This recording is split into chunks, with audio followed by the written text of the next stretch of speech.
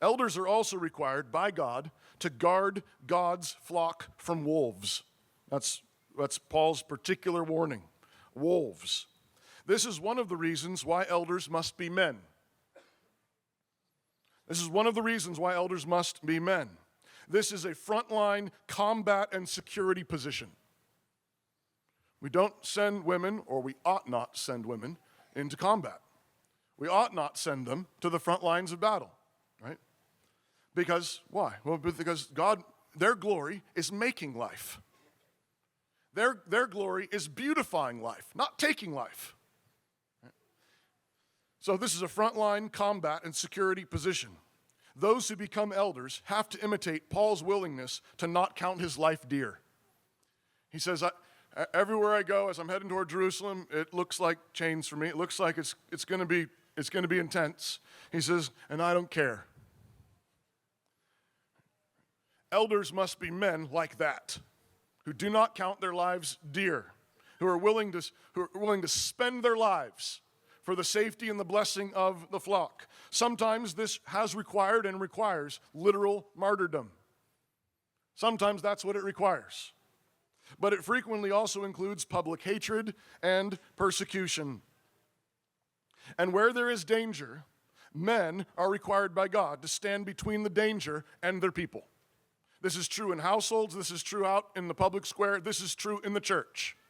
And this is why elders must be men. Elders guard against wolves. Elders guard against wolves. Why?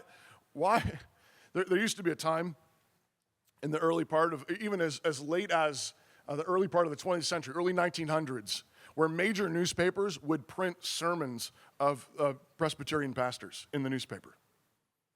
They cared. Right? When's the last time you saw somebody just print a message from some Reformed minister, right? What did we do? Well, what we did, the world didn't just do this in a vacuum. The world didn't just decide, who cares? The church taught them that what happens in the church doesn't matter. We taught them that. And one of the ways we taught them that is by ordaining women. Now, this is not to cast any aspersions on women. They have glory. They have power in their place. In those places, it is glorious, it is powerful, it is potent, and it is huge. It is significant.